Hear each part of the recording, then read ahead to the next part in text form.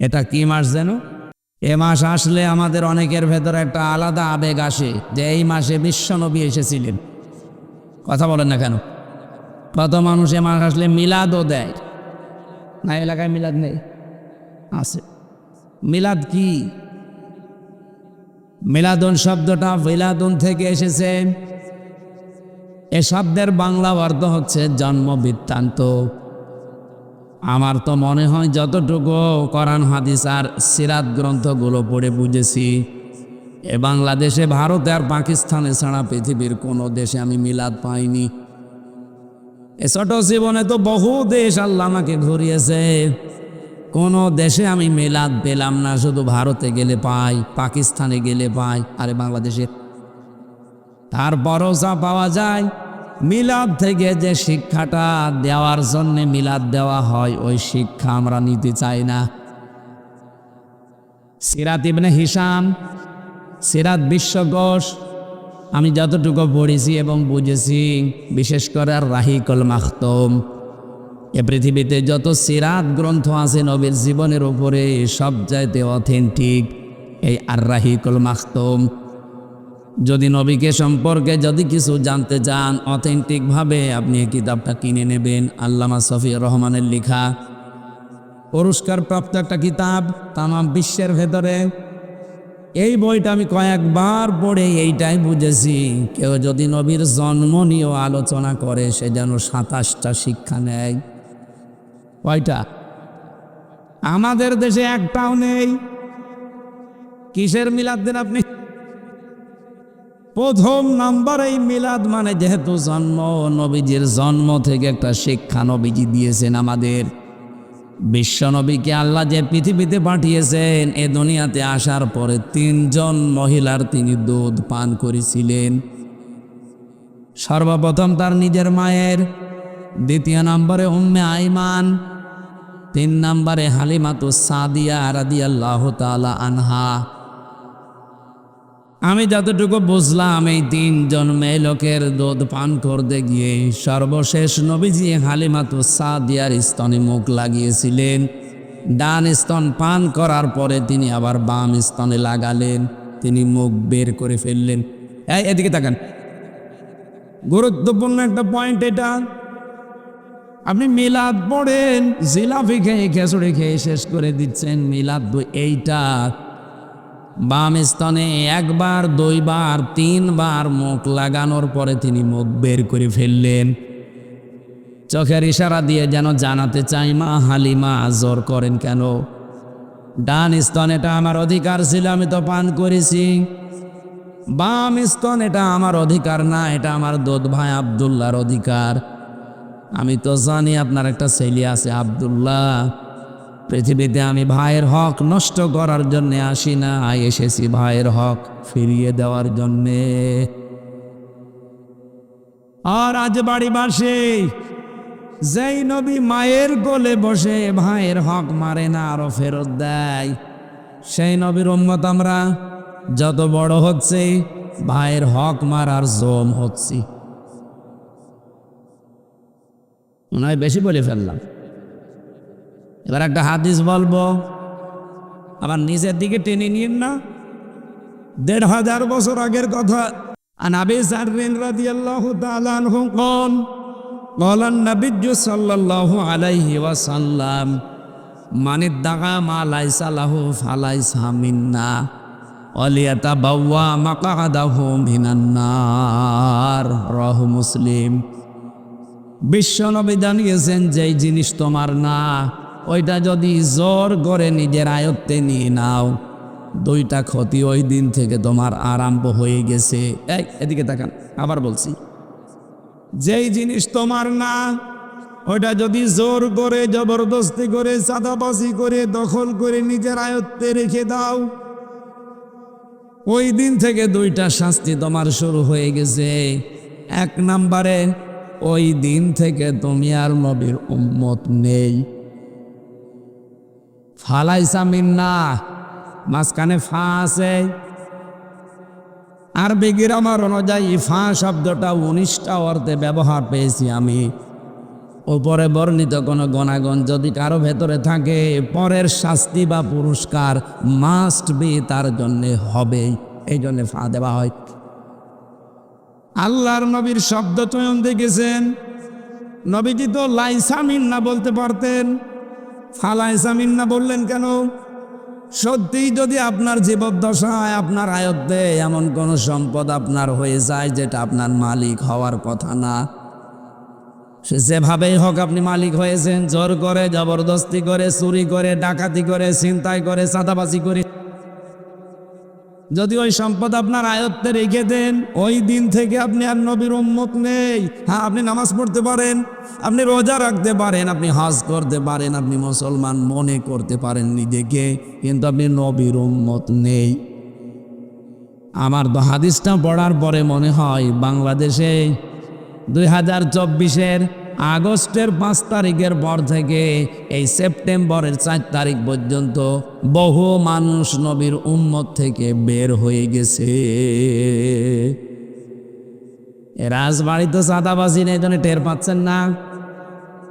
কুষ্টিয়ায় যান, কত আল্লাহর ওলি আছে ওখানে। বাবা শাহজালাল, মদের কাছে কুত্তা বিড়াল সব হালাল, সব হালাল করে নিয়েছে।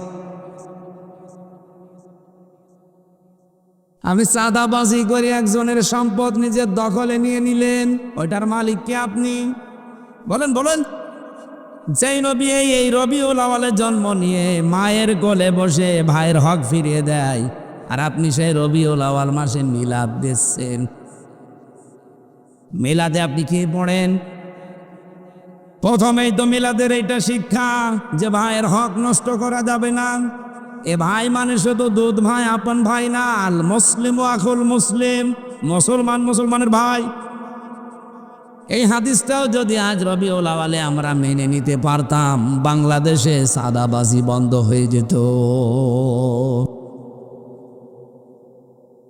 আশা করছি আলোচনা যেখানে যাচ্ছে তারা মেনে নেবে, কারণ কথাটা কার? বিশ্বনবীর। আমি নিজে বানালাম এখন। এর পরেও যদি কারো মন খারাপ হয়, আমার মনে হয় ওর বিবেক মরে গেছে। হাদিসের দ্বিতীয় অংশটা আরো কঠিন। বলেন তো, আপনি নবীর উম্মতি যদি না থাকেন, আমির হামজা না, হারুন রশিদ না, কাবার ইমাম সাহেব দিয়েও জানাজা পড়ান, কবুল হবে? কারণ আপনি নবীর উম্মতি নেই। আমি জানাজায় পড়ে বলবো কি যে বিসমিল্লাহি ওয়া আলা মিল্লাতি রাসূলিল্লাহ, আল্লাহর নামে রসুলের আদর্শে রেখে গেলাম। আপনি তো রসুলের উম্মতি নেই। এই জন্য যারা মানুষের সম্পদ মেরে খান, সে যেভাবে হোক ধোকাবাজি করে, ফাঁকি দিয়ে, চাঁদাবাজি করে এই মুহূর্তে মাল ফেরত দেওয়া লাগবে। কারা কারা রাজি আছেন দেখে হাত তোলেন তো। এই, আপনি কি চাঁদাবাজ? তার মানে এরকম দলের লোক এখানে আছে।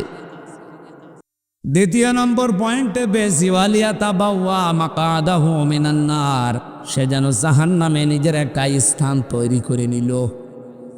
এ বাংলাদেশে আজ কত নবীর উম্মত দাবিদার বলেন তো, যারা এই রবিউল আউয়াল মাস আসলে মিলাদ দিচ্ছে আমারে ডেকে। কিসের টাকা দিয়ে মিলাদ দেন? বসে চাঁদার টাকা। না ভাই, হচ্ছে না। আপনি তো নবীর উম্মত থেকে খারিজ হয়ে গেছেন, 1 নম্বরে। 2 নম্বরে আপনি নিজেই জাহান্নামে যাবেন বলে একটা টিকিট কেটে বসে আছেন। অথচ রবিউল আউয়ালের 27টা শিক্ষার প্রথম শিক্ষা এইটা যে আমি ভাইয়ের হক নষ্ট করতে পারি না। এই দুনিয়ায় এসেছি আমি ভাইয়ের হক ফিরিয়ে দেওয়ার জন্যে। মিলাদে এই শিক্ষাটা নেওয়ার তৌফিক আল্লাহ দান করেন, বলেন আমিন। জীবনে যত প্রেম আছে কলিজাও নবীজির তরে সবটুকু দিয়ে দেব তাই। বিনিময়ে শাফাত যদি তার পাই, মুছে যাবে জীবনে যত ব্যথা ভার। বালাগাল ওলা বিকামালিহি কাশাফাদ দুজা বিজামালিহি হাসনাত জামিউ খিসালিহি সাল্লু আলাইহি ওয়া আলিহি। রাজবাড়ী জেলার পাংশা থানার অন্তর্গত কলিমহর মধ্যপাড়া জামে মসজিদ ও এলাকার যুব সমাজের উদ্যোগে মহাবিশ্বের মহাবিশ্বয় আমাদের মালিক আমাদের মনিব মহান রব্বুল ইজ্জাত আল জালালের মুখের পবিত্র বাণী কোরআনে কারীম, কোরআনের ব্যাখ্যা তাফসীর শোনানোর ব্যবস্থা করেছে যুবকরা। রাজবাড়ী পাংশা কলিমহর এলাকার যে যুবকদের মা পেটে নিয়েছে, আল্লাহ যেন খাদিজাতুল কুবরার মতো বানিয়ে দেন। আরো জোরে বলেন আমিন। আর আমাদের দুর্ভাগ্য কুষ্টিয়া খোকসা, গতকালকে আল্লাহর বান্দারা বুঝে হোক না বুঝে হোক জাহান্নামের কীট যারা মানুষকে সরাসরি চোখের জিনা মনের জিনা করায়, এ পৃথিবীতে নিকৃষ্ট মানুষের তালিকায় যাদের নাম, এই মানুষগুলোকে কালকে নিয়ে এসে নাচানাচি করেছে। তো ওরাও যুবক, আপনাদের এই কলিমহরের এলাকার এরাও যুবক। এই যুবকগুলোকে আল্লাহ ওমরের মতো বানিয়ে দেন। কুষ্টিয়া খোকসার যুবকদেরকে আল্লাহ হেদায়েত দান করেন, যদি না থাকে ওদেরকে যেন আল্লাহ তুলে নেন, কারণ এগুলো ক্যান্সার। এরা নিজেরা তো জাহান্নামে যাচ্ছে, এলাকার মানুষকেও নিয়ে যাচ্ছে। আজকের মাহফিলের সম্মানিত সভাপতি জানাব আলহাজ মাওলানা মোতাহার হোসেন দামাত বারকাতুহুমুল আলিয়া, সম্মানিত পরিচালক মুফতি আলী আকবর, এখানে আলোচনা করলেন এতক্ষণ যিনি কমারখালী থেকে আগত হাফেজ মাওলানা আব্দুস সালাম, জিকির পরিচালনা করেছিলেন আল্লাহর হাফেজ মাওলানা মিরাজুল ইসলাম, আমন্ত্রিত ওলামা হজরত মাওলানা হোসাইন আল মামুন, মাওলানা আলমগীর হোসেন হাবিবুর রহমান। মঞ্চে বসা আছেন বাংলাদেশ জামাত ইসলামী কর্তৃক নমিনি,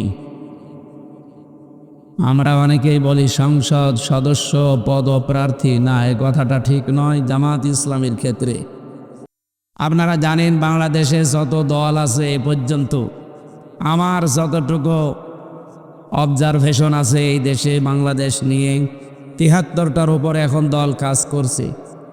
শুধুমাত্র বাংলাদেশ জামাত ইসলামী এরা আজ পর্যন্ত এই দেশে কেউ নিজের দলীয় কোনো পদ গলা বাড়িয়ে চেয়ে নেয়নি, চেয়ে নিলেও কিয়ামতের আগেও পাবে না। কিন্তু অন্য দলে আমরা দেখি এই পদ পাওয়ার জন্যে, এই এমপি নমিনি হওয়ার জন্যে তারা মারামারি করে মরে পর্যন্ত যায়। জামাত ইসলামীতে এটা আজ পর্যন্ত পেয়েছেন? বলেন বলেন, এ আপনাদের আর কি দেখানো লাগবে? আমিরে জামাত ডক্টর শফিকুর রহমান এই যে মহাসমাবেশে ঘোষণা দিয়েছে যে এই দল থেকে কেউ যদি এমপি হয়, মন্ত্রী হয়, 5 বছরে তার একটা টাকা বাড়বে না, যা আছে আরো কমে যাবে। সরকারি ট্যাক্স ফ্রি যে গাড়ি আছে ওইটা তারা নেবে না, ফ্ল্যাট দেয়, ফ্ল্যাট দেয়, প্লট দেয়, এগুলো নেওয়া হবে না। যত টাকা বাজেট আসে একটা টাকা এদিকে ওদিকে যাবে না, যে বাজেট এসেছে সব জনগণের সামনে উন্মুক্ত করা হবে। আমি কয়েকদিন আগে গিয়েছিলাম মালয়েশিয়া, সিঙ্গাপুরে, থাইল্যান্ডে। দুর্ভাগ্য আমার, যে হোটেলে উঠি নিচে নেমে দেখি তো শয়তান চা খাচ্ছে। কি গো বলো হুজুর, আমরা আগেই পালিয়েছি। আপনি পালাইলেন কেন? যে 3 তারিখের পরে দেখলাম ভাব ভালো না, দরকার নেই ভিক্ষা, উপর ঠেকা, তাড়াতাড়ি করে চলে এসেছি, এসে বাঁচলাম। কিন্তু এখনও শান্তি পাচ্ছি না, কারণ হোটেলে থাকা লাগে। অথচ যেই লোকের সাথে কথা বললাম তার বাংলাদেশ এবং বিদেশ মিলে 620টা বাড়ি। তার কত? 620টা বাড়ি। কোনো বাড়িতে থাকতে পারে না। এদেশের বাড়ি তো জনগণ সব আগুন লাগিয়ে 32 নম্বর 33 নম্বর করে দিয়েছে। বাকি বিদেশের মাটিতে যে বাড়িগুলো বানিয়েছে ফ্ল্যাট, এগুলোও থাকতে পারে না। সাহেব পাড়া বানিয়েছে মালয়েশিয়া, কিন্তু তালা লাগানো। সিঙ্গাপুরে ফ্ল্যাট কেনা, তালা লাগানো, যেতে পারে না। আপনার নিজের বাড়ি আছে, আপনি সেখানে না থেকে হোটেলে থাকেন কেন? 20 লাখ বাঙালি কাজ করে এই মালয়েশিয়া। বাইরে যদি আমারে দেখতে পাই না, পিটিয়ে ভর্তা বানিয়ে ফেলবে। বাইরে যাব, খুব চুরি করে আসে, হুজুর দোয়া করেন। আরে দোয়া, ওর জন্য দোয়া আসে? নির্ভরযোগ্য সূত্রে আমাকে বসিয়ে বসিয়ে বলছিলেন যে আপনারা তো আলেম মানুষ, আমাদের দেশে যেই টাকা বাজেট হয় একটা রাস্তার জন্যে, ব্রিজের জন্যে, 100 টাকা বাজেট হলে মাত্র 3 টাকা খরচ হয়। আর ওই উপর থেকে নিচ পর্যন্ত আসতে 97 টাকা আল্লাহর ওলিরা খেয়ে ফেলে। আপনাদের দ্বারা এটা হবে না আমাদের বিশ্বাস। আগামীতে যদি ইসলামকে আপনারা নিয়ে যেতে পারেন, এই দেশের চিত্র মালয়েশিয়ার চাইতেও পরিবর্তন হয়ে যাবে। মালয়েশিয়া দাঁড়িয়ে গেছে 4 সাল থেকে, আজ 21 বছরে তারা বিশ্বের মানচিত্রে আজ উল্লেখ করার মতো একটা দেশ। অথচ তারা আমাদের চাইতে নিম্নে ছিল, শুধু মরুভূমি, পাহাড়, পাথর আর পাম গাছ, তাছাড়া আমি কিচ্ছু দেখি না। অথচ বাংলাদেশের চাইতে দেশটা প্রায় 5 ডবল বড়, মানুষ মাত্র 1 কোটি। তাও বাংলাদেশের 20 লাখ বৈধ, আরো অবৈধ আছে আরো 20 লাখ, 40 লাখ। ওই দেশের মানুষ কয়জন? অথচ দেশটা দাঁড়িয়ে গেছে তাদের শুধু সততার কারণে। দুর্নীতিমুক্ত দেশ, ওরা যা বাজেট হয় ওইটাই খরচ করে, 1টা টাকা এদিক ওদিকে হয় না। আর আমাদের দেশে 3 টাকা মাত্র খরচ করেন, 97 টাকা খেয়ে ফেলে। এ দেশ দাঁড়াবে কি করি? আগামীতে ইসলাম যদি আসে, আমরা গ্যারান্টি দিতে পারি এই দেশ 21 বছর লাগবে না। ওরা তো 4 সাল থেকে 25 সাল, 21 বছর সময় লেগেছে। আমাদের মাত্র 5 বছরে এই দেশ পাল্টিয়ে যাবে ইনশাআল্লাহ। অনেক কিছু আছে, শুধু সৎ মানুষগুলো নেই। সৎ যাদের মনে করতাম ওইটাই বড় অসৎ। এই যে দরবেশ বাবা, কি বড় বড় দাড়ি গো! আমি যখন আদালতে হাজিরা দিতে যেতাম এই 3 বছর একাধারে, মাঝে মাঝে দেখতাম লোকটা এসে এই জজের কামরায়, বিচারকের কামরায় কি যেন বলতো। আমি নিজে একদিন দেখে ফেলেছিলাম যে কি কি যেন তাকে শিখিয়ে দিচ্ছে, যে এই কাজগুলো করা লাগবে, এগুলো করা যাবে না। তার মানে এদেশে এতদিন পর্যন্ত কোনো বিচার ছিল না, যা ছিল সব অবিচার। এত আসতে বললেন। এর বাস্তব প্রমাণ মাওলানা সাইদি সাহেবের এই সাক্ষীগুলো। আল্লামা সাইদির সাক্ষীরা এখন নিজেরা এসে মামলা দিচ্ছে হাসিনার বিরুদ্ধে। আজ জীবনের উপরে ঘৃণা লাগে যে এত বড় ডাহা মিথ্যা কথা আমাদের মাথায় অস্ত্র লাগিয়ে বলতে বাধ্য করেছি। বিচারের নামে যে অবিচার হয়েছে, প্রহসন হয়েছে, বিচারিক হত্যাকাণ্ড হয়েছে, এটার প্রমাণ আমি নিজে, কারণ আমি তো নিজে ভিকটিম। 3 বছর বিনা কারণে কিচ্ছু জানি না ওই বিষয়, আন্দাজে এক মিথ্যা মামলায়, তাও জেলে রাখলে তো হয়েছে আমারে রেগেছিল ফাঁসির কন্ডেম সেলের ভেতর। বহু কষ্ট দিয়েছে শয়তানরা। এজন্য আমরা গ্যারান্টি দিতে পারি, এখানে বাংলাদেশ জামাত ইসলামী এমপি পদপ্রার্থী নয়। সারা বাংলাদেশে 300 এমপির নাম ঘোষণা দিয়েছে, এরা সব নমিনি। এরা কি? একটাও আমরা নিতে চাইনি, আমাদের উপরে চাপিয়ে দেওয়া হয়েছে। এটা জুলুম না বলেন তো? আমি 5 বছরে কত টাকা উপায় করতে পারতাম, অথচ এই দল থেকে এমপি মন্ত্রী হলে 1টা টাকাও আর বাড়বে না, যা আছে আরো 10 টাকা কমে যাবে। বাংলাদেশে কোনো দলের লোক এই কথা বলতে পারে না, কোনো দলের প্রধান এই গ্যারান্টিও দিতে পারে না। আমার মনে হয় অন্য কোনো দল থেকে যদি এই গ্যারান্টি দেওয়া হয় যে আমার দল থেকে এমপি মন্ত্রী হলে ওর 5 বছরে 1 টাকা বাড়বে না, আরও কমে যাবে। এদেশে অনেক দল আছে এমপি দাঁড়াবেই না।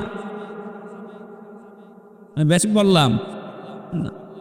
সুতরাং আজকে যিনি এসেছেন বাংলাদেশ জামাত ইসলামী মনোনীত আপনাদের এই আসনের জন্যে, আমার শ্রদ্ধাভাজন বড় ভাই রাজনীতিবিদ জনাব হারুনুর রশিদ, আতালাল্লাহু উমরাহু ওয়া বারাকাল্লাহু ফি হায়াতি, বলেন আমিন।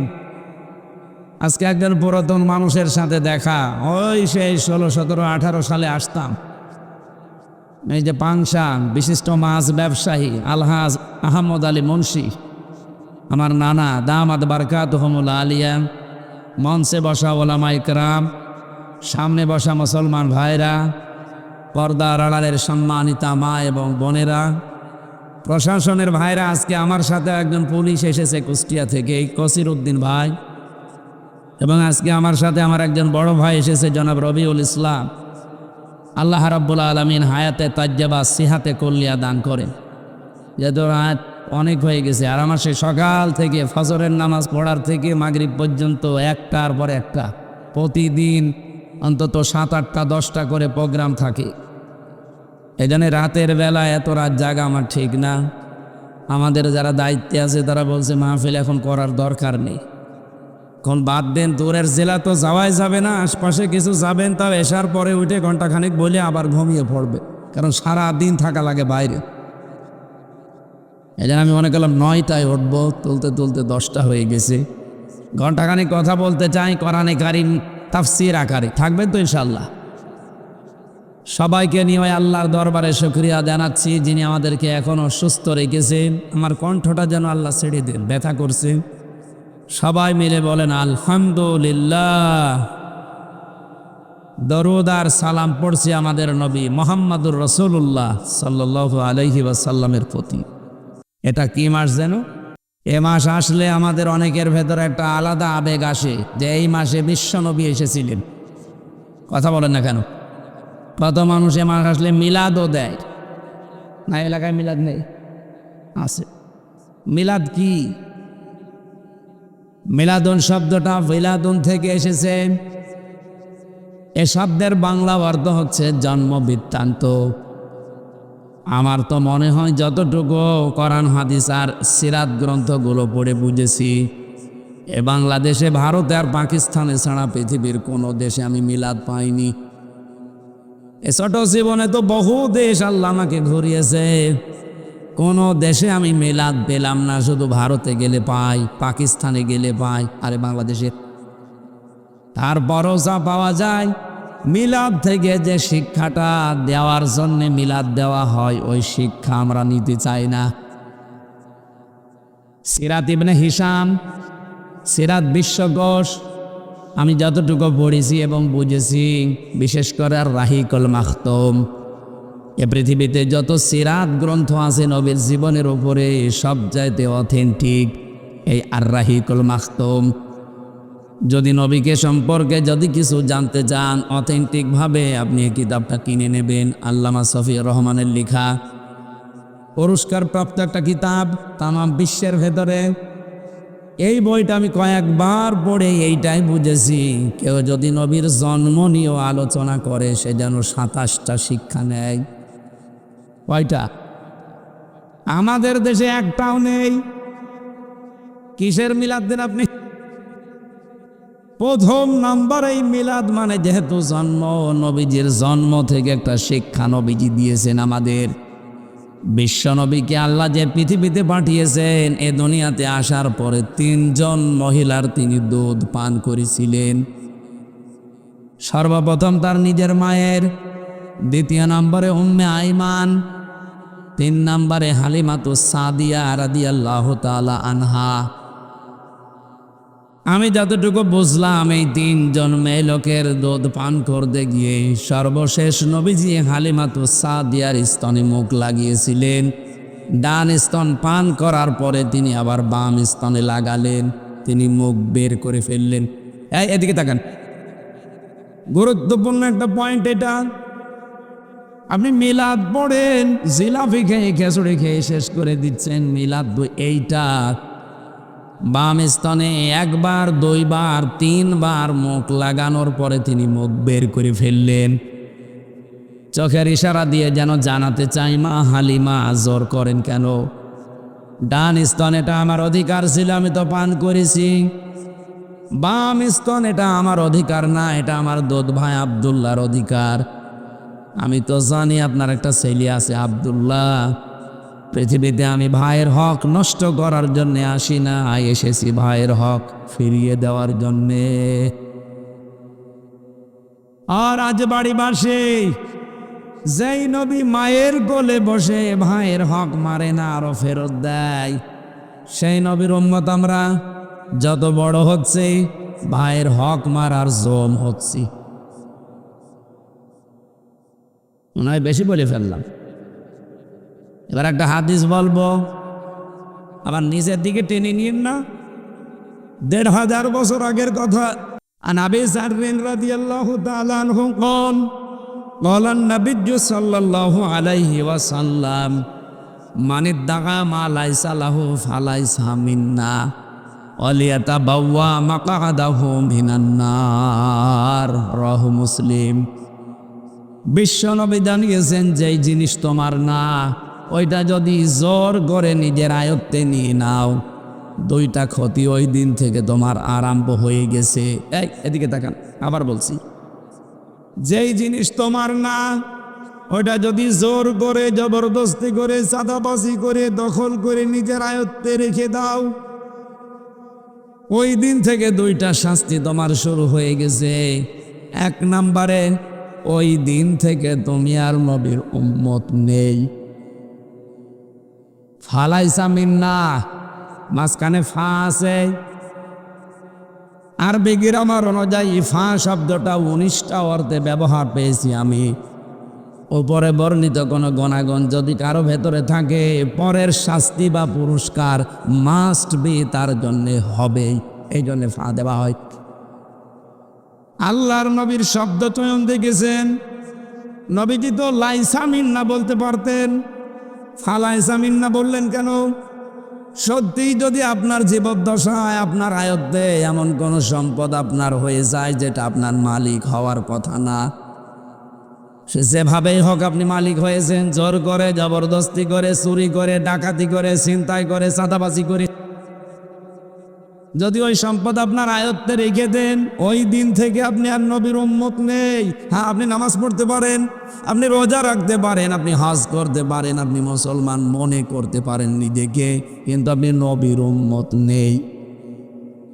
আমার তো হাদিসটা পড়ার পরে মনে হয় বাংলাদেশে 2024-এর আগস্টের 5 তারিখের পর থেকে এই সেপ্টেম্বরের 4 তারিখ পর্যন্ত বহু মানুষ নবীর উম্মত থেকে বের হয়ে গেছে।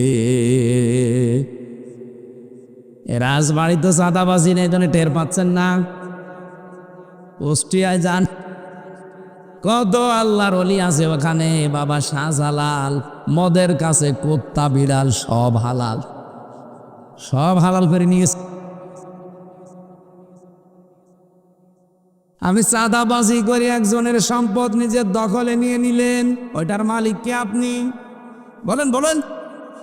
যেই নবী এই রবিউল আউয়ালে জন্ম নিয়ে মায়ের কোলে বসে ভাইয়ের হক ফিরিয়ে দেয়, আর আপনি সেই রবিউল আউয়াল মাসে মিলাদ দিচ্ছেন। মিলাদে আপনি কি পড়েন? প্রথমেই তো মিলাদের এইটা শিক্ষা যে ভাইয়ের হক নষ্ট করা যাবে না।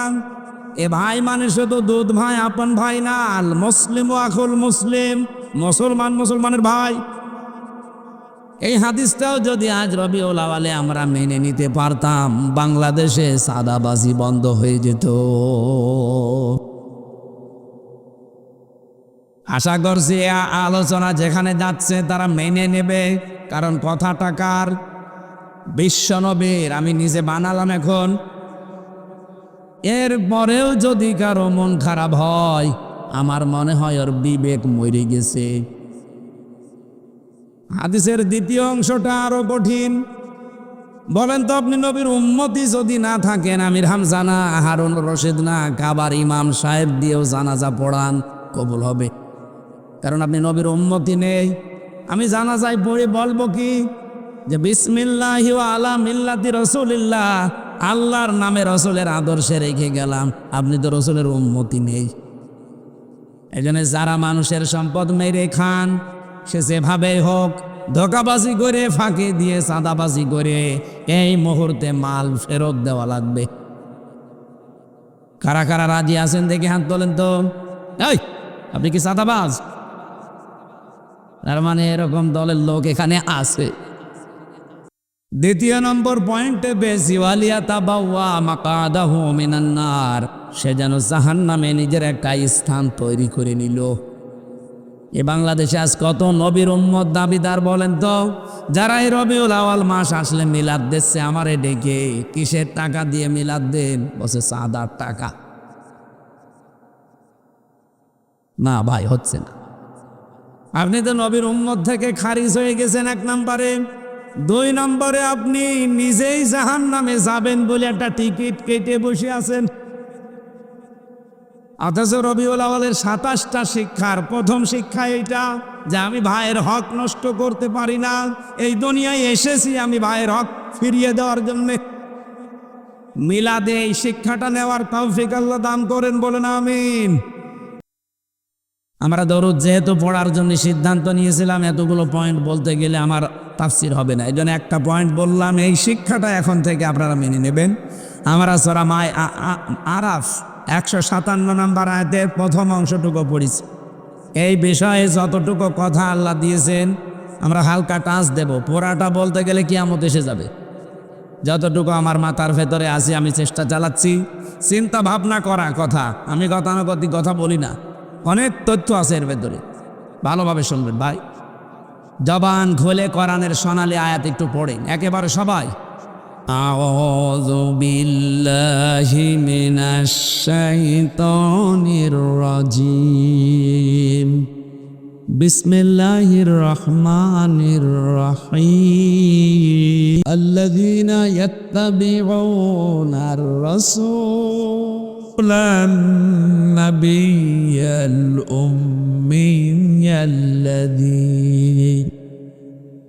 উম্মিয়াল্লাযী ইয়াজিদুনাহু মাকতুবা। এ পর্যন্ত থাক। আমরা তাফসীর করতে হলে যে ঐতিহাসিক প্রেক্ষাপটগুলো জানি, প্রায় 15টা বিষয় আলোচনা আনতে হয়। 1 নম্বরে শুদ্ধ তেলাওয়া, যেটা আমরা করেছি। 2 নম্বরে মাতৃভাষায় অর্থ, যে যে দেশে বাস করে ওই দেশের অর্থ সে করবে। আমি এখানে বাংলা ভাষায় কথা বলি, বাংলা ভাষায় আমরা অর্থ করছি। আমেরিকায় যারা আছে ইংরেজিতে বলে, ওরা ইংরেজি ভাষায় অর্থ করে। ভারতে যারা আছে তারা যারা হিন্দিতে কথা বলে হিন্দি ভাষায় তারা অর্থ করবে। তাহলে মাতৃভাষায় অর্থ করা লাগবে, এটা বোঝার জন্য। নবীজিকে আল্লাহ জানিয়েছেন, হে নবী, যে কিতাব আপনাকে আমি আরবি ভাষায় দিয়েছি। এমনিতে আরবি ভাষায় কিতাব দেয়নি, কারণ আপনাকে আমি যেখানে পাঠালাম এলাকার ভাষা কি বলেন বলেন। আপনি আপনার মাতৃভাষায় সহজে বোঝাতে পারবেন কোরআনে কারিমকে। যেহেতু মাতৃভাষায় আমরা এবার অর্থ বলছি, আল্লাযীনা যারা ইয়াত্তাবিউনার রাসূলা অনুসরণ করছে, করবে রসুলকে। কয়েকটা পরিচয় আল্লাহ এখানে রসুলের তুলে ধরেছেন আমাদের নবীর। 1 নম্বরে আমাদের নবী ছিলেন রসুল। 2 নম্বরে তিনি ছিলেন নবী। 3 নম্বরে তিনি ছিলেন উম্মি। কয়টা বৈশিষ্ট্য পেলাম বলেন বলেন। এই 3টা বৈশিষ্ট্যের পরে আমার আল্লাহ তার বৈশিষ্ট্য মর্যাদার কথা বলতে গিয়ে এত বেশি মর্যাদা দিয়েছেন। আল্লাযী ইয়াজিদুনাহু মাকতুবান ইনদাহুম ফিত তাওরাতি ওয়াল ইনজিল। যারা আলোচনা পাবেন লিখিত অবস্থায় তাওরাতে এবং ইনজিলে। এটা নবীদের আলাদা একটা বৈশিষ্ট্য। এই পৃথিবীতে যত নবী আল্লাহ পাঠিয়েছেন, কোন নবীর আলোচনা, এক নবীর আলোচনা আর এক নবীর কিতাবে আপনি পাবেন না। কিন্তু বিশ্ব নবী মুহাম্মদ রাসূলুল্লাহর আলোচনাকে আল্লাহ তাওরাতে দিয়েছেন, জাব্বুরে দিয়েছেন, ইনজিলে দিয়েছেন। বলে সুবহানাল্লাহ। আরো বড় বিষয়, তাওরাতে মুসা নবীর নাম যদি একবার থাকে, মুহাম্মদ রাসূলুল্লাহর নাম আছে 99 বার। ইনজিলে ঈসা নবীর নাম যদি একবার থাকে, মুহাম্মদ রাসূলুল্লাহর নাম আছে 99 বার। তার মানে ওই নবীর ওপরে কিতাব নাযিল হয়েছে ঠিক, কিন্তু তার চাইতে বেশি সম্মান মর্যাদা আলোচনা দিয়েছেন আল্লাহ মুহাম্মদ রাসূলুল্লাহকে। 3 নম্বরের বিষয় কি? এমন একজন নবী এই পৃথিবীতে তোমাদের কাছে আমি পাঠালাম, যার অনুসরণ তোমাদের জন্য ওয়াজিব, ফরজ, যাই বলেন। বিশ্ব নবীকে অনুসরণ করা কি নফল সুন্নত? বলেন বলেন। ফরজ। আর তাকে অনুসরণ করা ছাড়া পৃথিবীর কোনো ইবাদত আপনি পরিপূর্ণ করতে পারবেন না। আমি যদি হারুন ভাইকে বলি, ভাই নামাজ পড়েন, বিধান আল্লাহর, পারবে? বলেন। নামাজ পড়তে হলে যার আদর্শ নিয়ে পড়া লাগবে, যার তরিকা নিয়ে পড়া লাগবে, তিনি কিন্তু লেলিন না, কাল মার্স না, তিনি মুহাম্মাদুর রাসূলুল্লাহ। আপনাকে নামাজ পড়তে হলে মুহাম্মাদুর রাসূলুল্লাহকে দেখে দেখে পড়া লাগবে। সাল্লু কামা রাআইতুমুনি উসাল্লি, নামাজ পড়ো ওইভাবে সেভাবে আমারে পড়তে দেখো। তার মানে কি বুঝলেন? এখানে এমন একজন মানুষকে অনুসরণ করার জন্য আল্লাহ আদেশ দিচ্ছেন, যেটা নফল সুন্নত বা মুস্তাহাবের ভেতরে না, এটা ওয়াজিব, এটা ফরজ। বলেন সুবহানাল্লাহ। তিনি কি নির্দেশ নিয়ে দিয়েছেন আমাদেরকে? ইয়ামুরুহুম বিল মা'রুফি ওয়া ইয়ানহাহুম আনিল মুনকার। এবার আমার প্রশ্ন, আমার এই শিক্ষিত মানুষ যারা আছেন তাদের কাছে আমি বললাম না আমি গতানুগতিক কথা বলি না, এদিকে তাকান। আল্লাহ পাক বলেন ইয়ামুরুহুম, তিনি তোমাদেরকে আদেশ করেন, নির্দেশ দেন, বিল মারুফ। কিসে? না না, আপনি একটা তাফসির নিয়ে আসেন তো। এ পৃথিবীতে 42টার উপর এখন তাফসির পাওয়া যাচ্ছে। যত অভিধান আমি দেখেছি এই ছোট্ট জীবনে, কোনো জায়গায় লেখা পাইনি যে মারুফ মানে ভালো কাজ। অথচ এইটাই আমাদেরকে শেখানো হয়, বোঝানো হয়। এর যদি ভেতরে যেতে পারতাম, এ দেশের চিত্র পাল্টিয়ে ফেলতে পারতাম আমরা। নবীজি নির্দেশ দিয়েছেন আমাদেরকে ইয়ামুরুহুম বিল মারুফ, তোমরা ভালো কাজে আদেশ দাও। কোথায় আছে? মারুফ শব্দটা এসেছে আরাফা ইয়ারিফু উরফুন থেকে। এর বাংলা অর্থ হচ্ছে পরিচিত হওয়া। কথা বুঝতেছেন না? আপনারা ঘুমাচ্ছেন, কোন দিকে তাকান ভাই, কি জবাব দেন না কেন? মারুফ মানে কোনো দিন যারা লেখাপড়া করে তারা পেয়েছে কিনা বলেন তো, যে ভালো কাজ। আমি তো পেলাম না। মারুফ শব্দের শাব্দিক অর্থ হচ্ছে পরিচিত হওয়া। ওই যে আরাফাতের ময়দান বলা হয়, ওটা পরিচিত হওয়ার স্থান। কি কথা বলছেন? আজকে যে সূরাটা পড়লাম, এই সূরার নাম হচ্ছে সূরা আরাফ। এই আরাফ মানে জান্নাত এবং জাহান্নামের মাঝে একটা প্রাচীর, কথোপকথনের স্থান। এই আরাফ নামক স্থানটা আল্লাহ বানিয়েছেন, এদিকে জান্নাত এদিকে জাহান্নাম, মাঝখানে এই বিশাল একটা প্রাচীর দেওয়া আছে। এর উপরে আল্লাহ কিছু মানুষকে বসিয়ে ফেলবে বা দাঁড়িয়ে রাখবে। কোরআনে কারিমে আল্লাহ জবাবও দিয়েছেন এ বিষয়ে, বাইনাহুমা হিজাব ওয়া আলাল আরাফি রিজালুন ইয়ারিফুনা কুল্লাম বিসিমাহুম ইলা আখিরি আয়া। এই যে আরাফ নামে যে একটা স্থান, এদিকে তাকান না, ক্লাস হচ্ছে না, ভালো করে ক্লাস করেন। কিছু মানুষকে আল্লাহ দাঁড় করিয়ে দেবে। নবীজি বলেন সাহাবীরা এদেরকে আল্লাহ জান্নাতেও দেবে না, জাহান্নামেও দেবে না। নবীজি কিন্তু হাদিসের শেষে আর বলেননি যে তাদের দেবে কোথায়, তার মানে ওখানেই দাঁড়িয়ে থাকবে।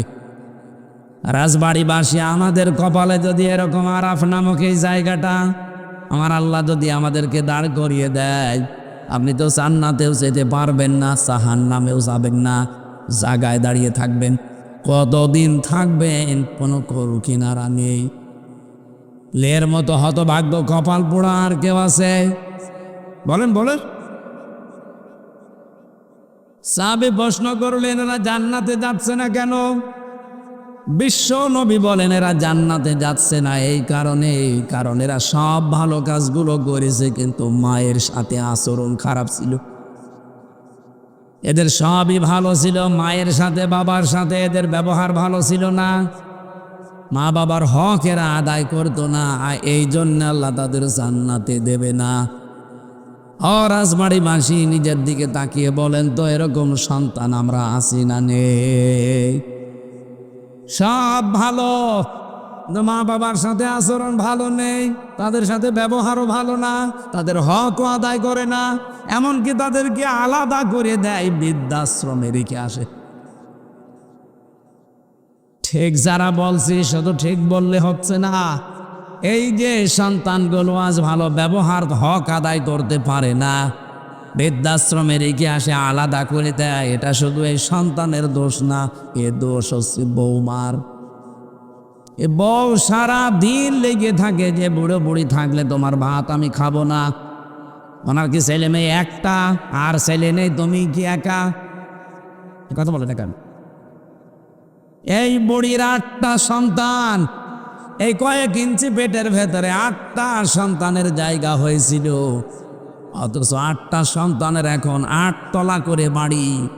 একটা বাড়িতে বুড়ির জায়গা হয় না, জায়গা হয়েছে বৃদ্ধাশ্রমে। আমি যতটুকু বুঝি ভাই, বাংলা কথা খাস ভাবে বলছে, এ পৃথিবীতে যত খারাপ সন্তান হোক, কোনো দিন সে চায় না মন থেকে যে আমার মা বাবা আমার থেকে দূরে থাক, আলাদা থাক। কথা বলে না কেন? কিন্তু এটা করতে বাধ্য হয় শুধুমাত্র সন্তানগুলো তার বর কারণে। এরকম ডাইনি বউ আছে কার হাত তোলেন তো? এই একজো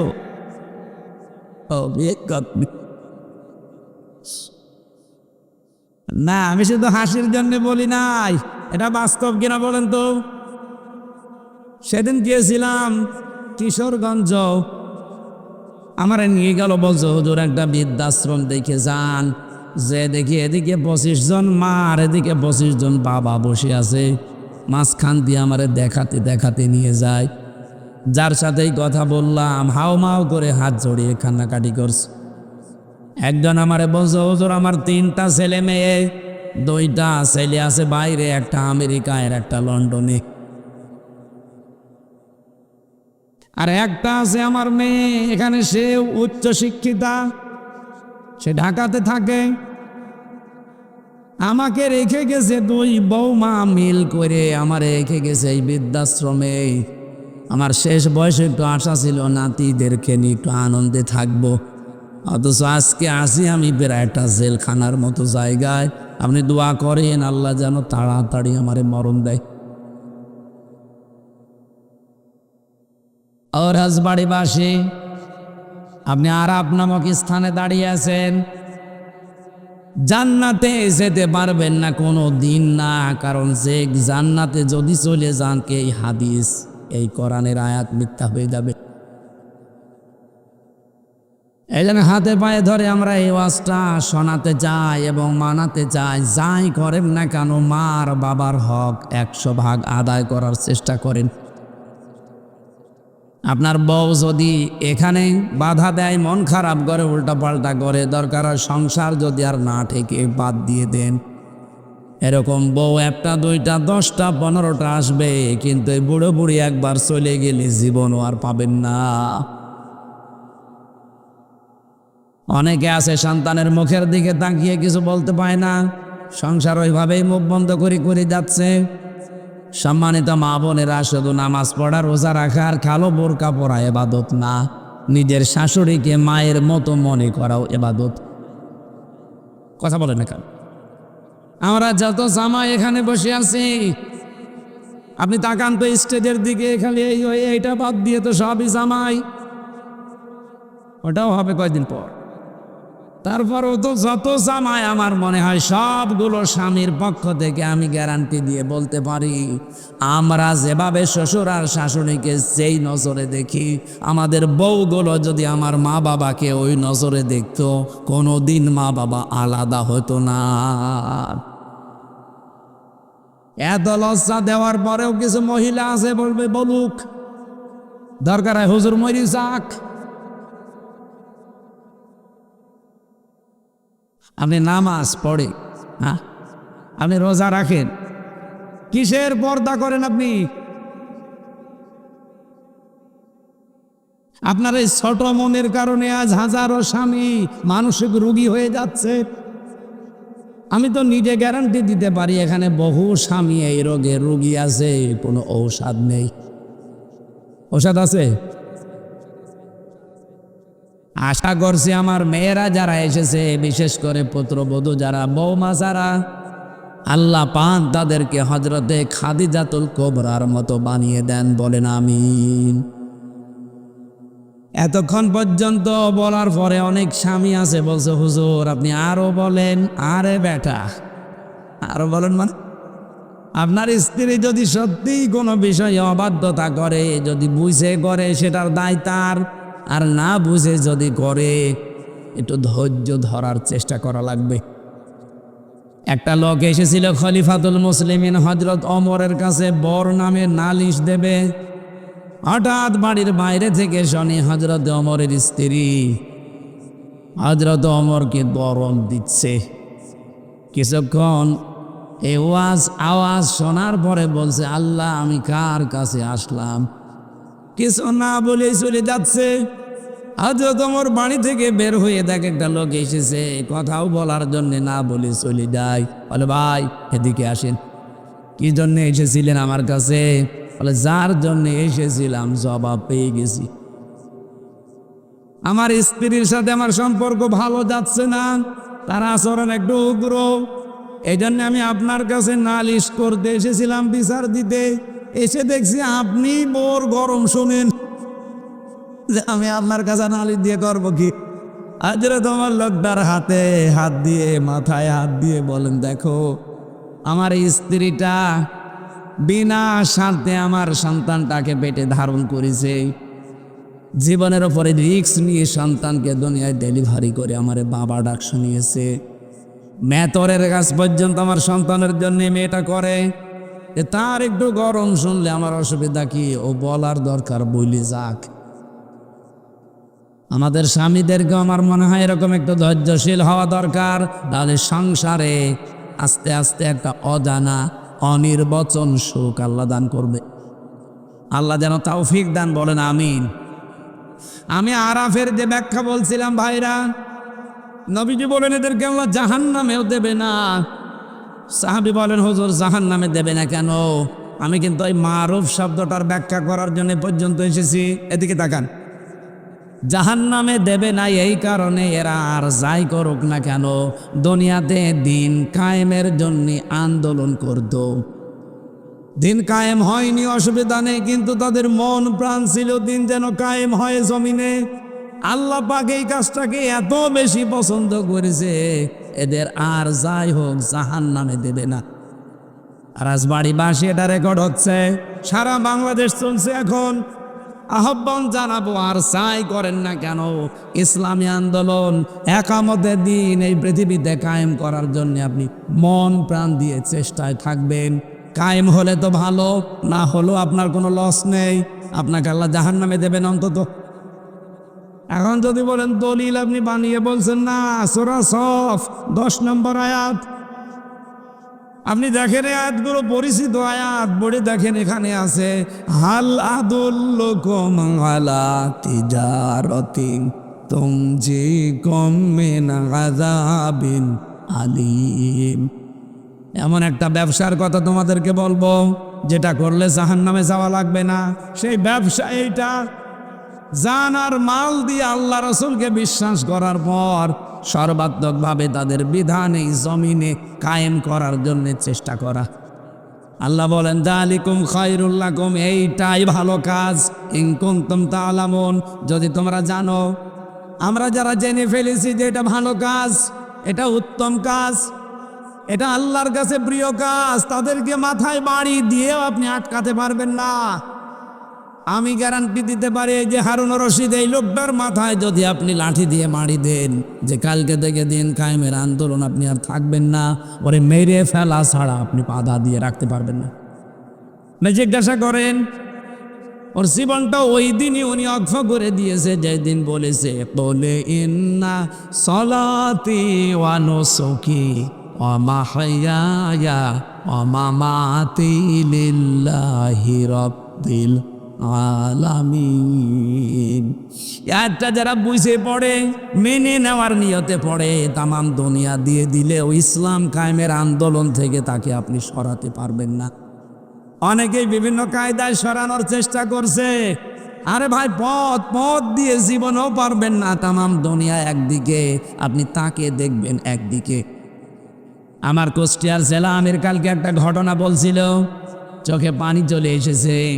আমার কুষ্টিয়ার ইবি থানার একজন জামাত ইসলামের কর্মী, রোকনওয়ালা নিবেদিত কর্মী, ইসলাম কায়েমের জন্য তার মন আছে, এমন মন সে বানিয়েছে, জেলা আমিরের কাছে এসে ওনার যত সম্পদ আছে দুনিয়াবি, 12 কেজি গম ছিল ঘরের ভেতরে, 4 কেজি গম আটা বানিয়েছে, বাকি 8 কেজিও দিয়ে দিয়েছে আল্লাহর দিনের জন্য।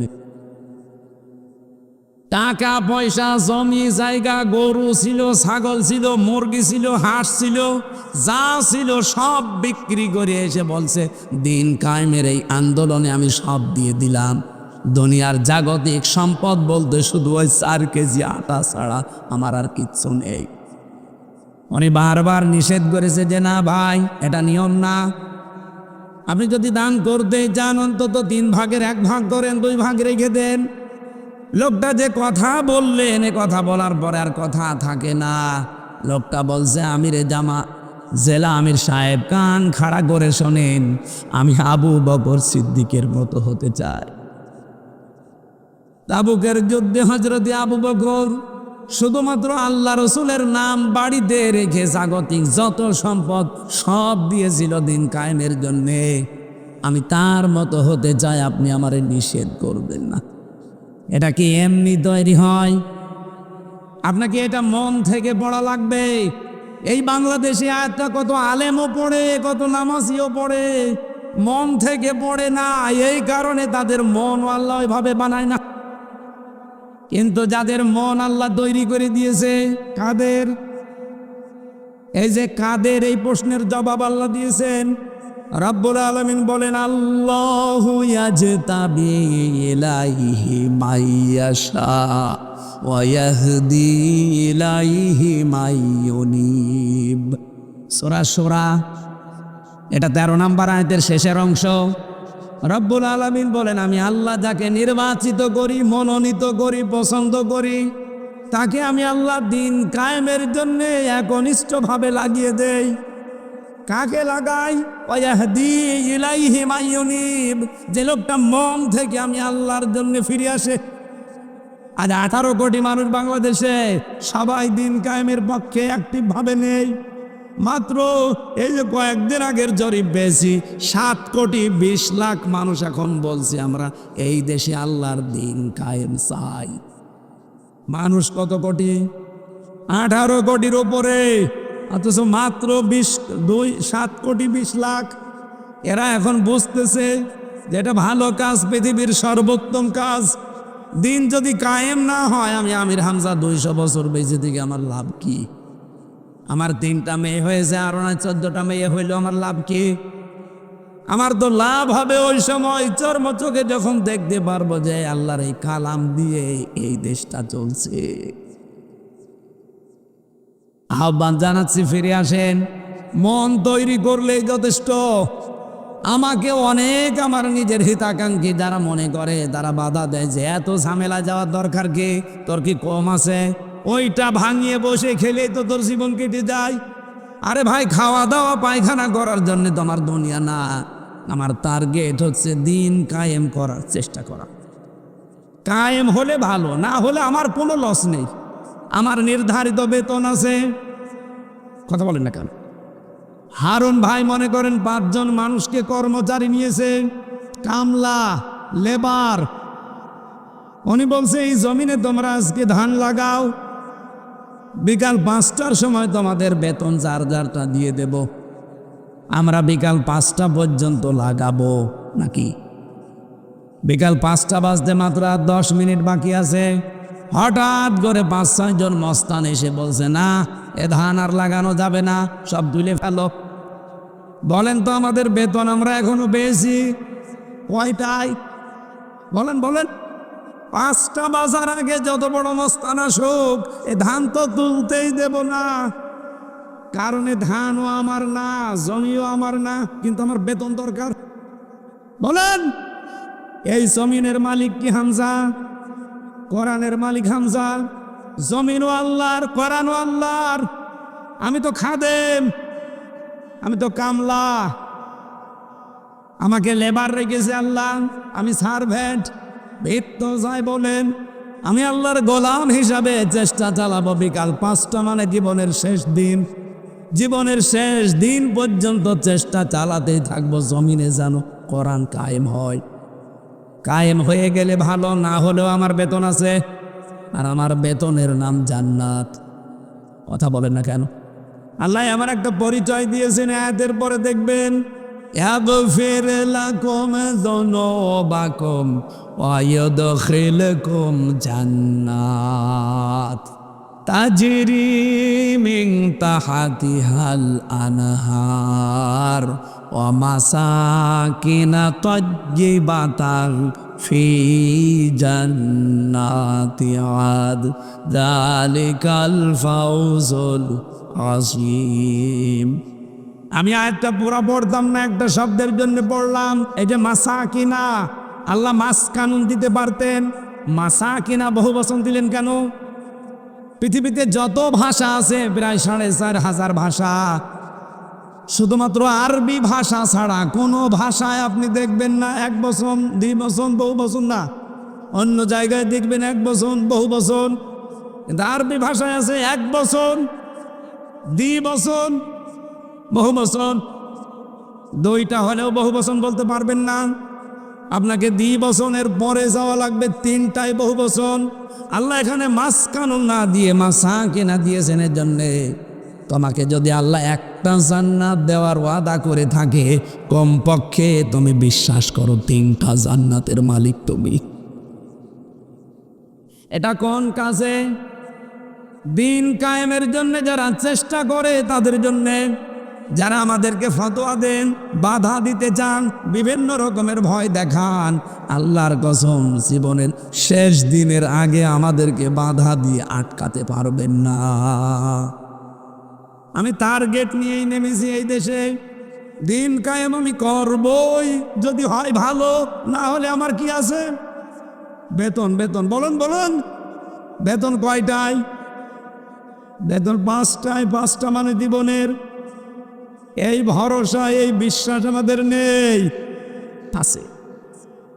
এই জন্য জাহান্নামে আপনি যাবেন না যদি দিন কায়েমের জন্য চেষ্টা চালান। ফাত্তাবিউস সিওয়াদাল আযম, নবীজি বলেন যাদের দ্বারা দিন কায়েমের সম্ভাবনা তাড়াতাড়ি, আমার উম্মতরা যেন তাদেরকে সাহায্য করে, অনুসরণ করে। বাংলাদেশে যত দল আছে দিন রাষ্ট্রীয়ভাবে কায়েম করার ক্ষেত্রে বাংলাদেশ জামাত ইসলামী সবচেয়ে এগিয়ে।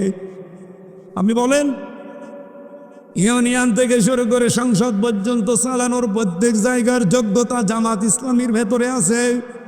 অন্য কোনো দলের লোককে দেখান, তারা পারবে? পারবে না। বাইরের দেশ থেকে একটা মেহমান এসেছে মনে করেন, তার সাথে টকিং করা লাগবে আন্তর্জাতিক ভাষায়, নাম কি? এমন এমনও দল আছে এই দেশে, বাবা সভাপতি আর ছেলে সেক্রেটারি, আর কেউ নেই। সে চালাবে কি করে? অথচ বাংলাদেশ জামাত ইসলামীর ভেতরে যারা আছে এমন কোন দিক আর বিভাগ নেই যারা চালাতে পারে না। ওরা সংসদও যেমন চালাতে পারে, হাসপাতালও চালাতে পারে। এই কথা বলেন, ওরা ব্যাংকও চালাতে পারে, ব্যবসাও চালাতে পারে, এমনকি ওই মানুষগুলো ইউনিয়ন পরিষদও চালাতে পারে।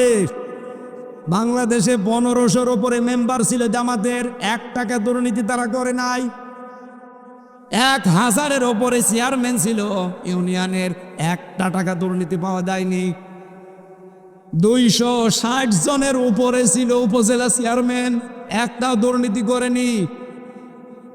18 জন এমপি ছিল, একটাও দুর্নীতি করেনি। 2 জন মন্ত্রী ছিল, 4 আনাও দুর্নীতি পাওয়া যায়নি। তো এর চাইতে আপনার কি দেখবেন? আবার এর চাইতে ভালো মানুষ পেতে হলে আপনাকে ফেরেশতা জিবরাইল লাগবে, তাছাড়া মানুষ দেওয়ার হবে না। যারা দায়িত্ব পেলে কোটি কোটি টাকার মালিক হয়ে যায়, একটা মেম্বারই, সেখানে একজন মন্ত্রী, তার 4 আনা দুর্নীতি দেখেছি। একজন ইউনিয়নের চেয়ারম্যান, উনি বিএ পাস, চেয়ারম্যান জামাত ইসলামীর, এই সকাল 10টা থেকে বিকাল 4টা পর্যন্ত ইউনিয়নের দায়িত্ব পালন করে, আর বিকাল 4টা থেকে রাত 8টা পর্যন্ত তরকারি বিক্রি করে। আপনি আল্লাহর অলি খুঁজতে চলে যাচ্ছেন আটরশি, আল্লাহর অলি খোঁজার জন্য চলে যান আপনি সেই দেওয়ানবাগি।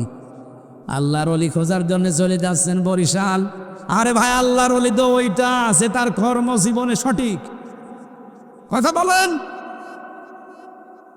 এইটা তৈরি করার জন্য একটা ফ্যাক্টরি বাংলাদেশ জামাত ইসলামী, 1 বছর 1 মাস পার হয়ে গেল, এদের দ্বারা একটা টাকা চাঁদাবাজি হয়নি। এরপর আবার কি দেখতে চান?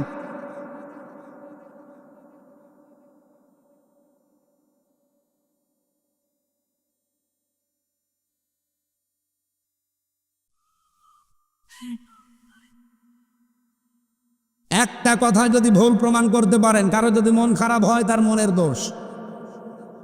বলে উনি এসে জামাতের কথা বলে, আমাদের কথা বলে না। তোদের কথা বলবো কি করে? তোর কথা কোরআন হাদিসে আছে? হ্যাঁ, যা আছে তা তো বলা যায় না, ও তো কোরআন বিরোধী। এই যে পাবনা ঈশ্বর দিয়ে আটঘরিয়ায় হাবিবুর রহমান হাবিব, জাকারিয়া পিন্টু নামে আল্লাহর এক বান্দা, এ 2 জন প্রকাশ্য কোরআনের অনুষ্ঠানে বাধা দেয়। এদের মুসলমান বলা যায় না, এরা কাফের। বলে না, আমরা কোরআনে বাধা দেই না, জামাত ইসলামী। আমারে বাধা দিচ্ছেন কোন কারণে? এতক্ষণ পর্যন্ত যা বলেছি কোরআনের ব্যাখ্যার বাইরে একটা কথা দেখান তো। বলে আমার পক্ষে বলেন না। তা আপনার পক্ষে বলবো কি করে? আপনি মাল খান, আপনি ডাল খান, লাল পানি ছাড়া আপনার চলে না। আমি আপনার পক্ষে কথা বলে আমি মার খাবো? আমার জব্বা কেটে ফেলবেন আল্লাহ?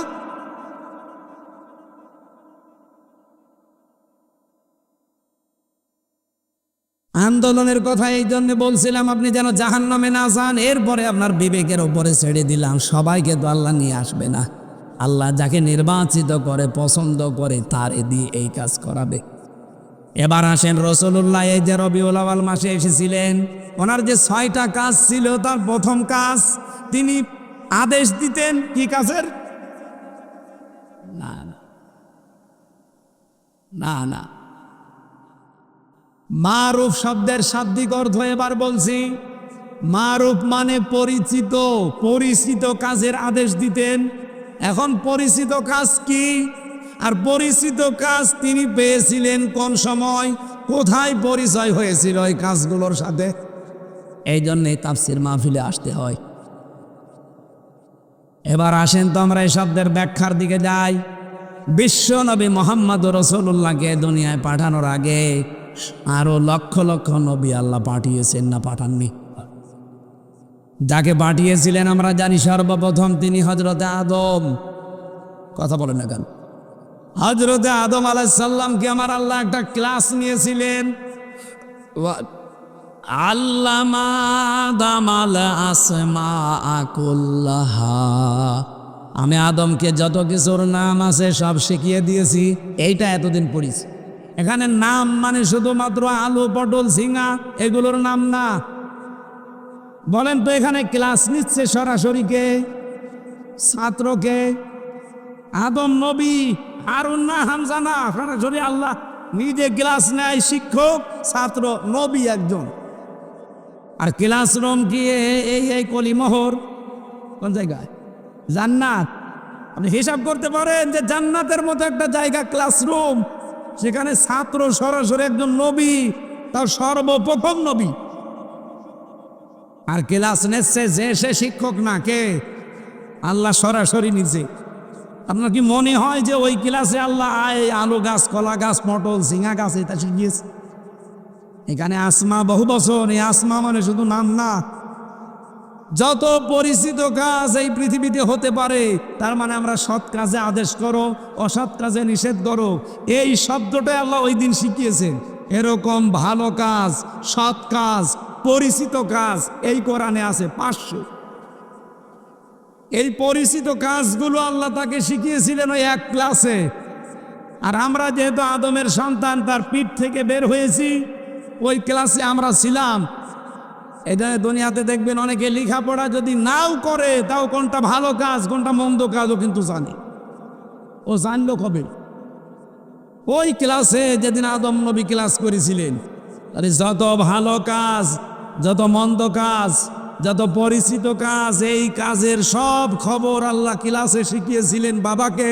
বাবার পিঠে আমরা ছিলাম, আমাদের অটোমেটিকভাবে আল্লাহ এটা দিয়ে দিয়েছে। এটা আমরা অনেকে জানি। আজ ভালো কাজ কি কি আমরা জানি না, অন্যায় কাজ কি কি আপনি কি লেখাপড়া করে জানেন না এমনি জানেন?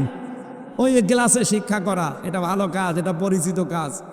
এই পরিচিত কাজগুলোর আদেশ করা লাগবে।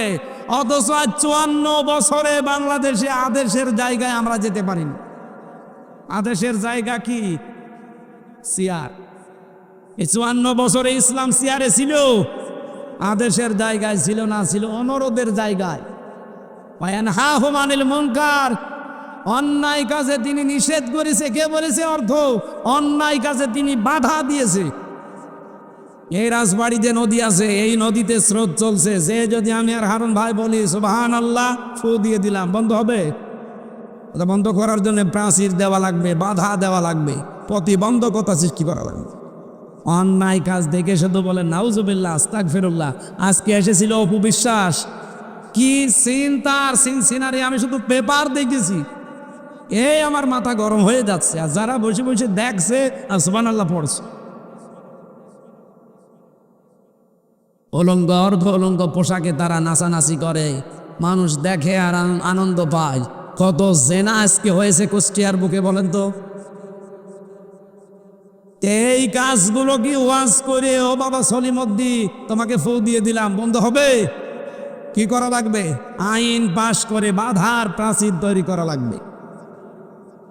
আমরা এইটা চাচ্ছি। এইটাকে অনেকে রাজনীতি মনে করে, এটাকে দুনিয়ার কাজ মনে করে, যা মনে করেন করেন, এইটাই আমাদের কাজ। কারণ আমরা ভালো কাজ, পরিচিত কাজ এইটাই জানি, যে একটা ক্লাসে আমরা শিখেছি। এটা আপনিও জানেন, কিন্তু আপনি এখন প্রচার করছেন না। আল্লাহ রাব্বুল আলামিন এই পরিচিত কাজগুলো 500টা জানার এবং আমল করার তৌফিক দিন। আমরা আর আগাতে পারছি না। এখন 11টা 15 বাজে, না ঘুমালে সকালে আমি আর উঠতে পারবো না। ফজরের নামাজ সকালে আবার ছোটাছুটি করা লাগবে সারাদিন। 9টায় উঠতে পারলে 1.5-2 ঘন্টা কথা বলতে পারতাম না ভাই। 11টার পরে কথা বলাই ঠিক না। আল্লাহুম্মা আমিন। আয়াতটা পুরা শেষ করতে পারলাম না, মাফ চেয়ে নিলাম। লা ইলাহা ইল্লা আনতা সুবহানাক ইন্নী কুনতু মিনাজ জালিমিন। রব্বুল আলামিন রাজবাড়ী জেলার পাংশা গলি মহরের দিকে একটু তাকাও। কোরআনের কথা আমরা জাতক পাখির মতো শুনছিলাম, যতটুকু শুনেছি আল্লাহ মেনে চলার তৌফিক দাও। এ মাহফিলের আয়োজন করতে গিয়ে যারা শ্রম দিলে যুবকদেরকে কবুল করে নাও। মরহুম প্রকৌশলী একেএম রফিক উদ্দিন পান্না মিয়া দোয়া চেয়েছে, আল্লাহ তার জীবনের ভালো কাজ মঞ্জুর করো, অন্যায় কাজগুলো মাফ করে দাও। দিনের সঠিক কথাগুলো বোঝানোর জন্য আমি প্রাণ দিয়ে চেষ্টা করছি। আল্লাহ তোমার বান্দাদেরকে সহজে বোঝার এবং মানার সুযোগ করে দাও। সম্মানিত মা বোনদেরকে তুমি খাদিজার মতো, আয়েশার মতো বানিয়ে দাও। এ বিশাল আয়োজনে যে যুবকরা আশ্রম দিয়েছে, এই যুবকদেরকে তুমি আর খারাপ পথে দিও না, ভালো পথেই কবুল করি না। এদের একটা উত্তম এবং জায়েজ কর্মজীবন তুমি তৈরি করিস।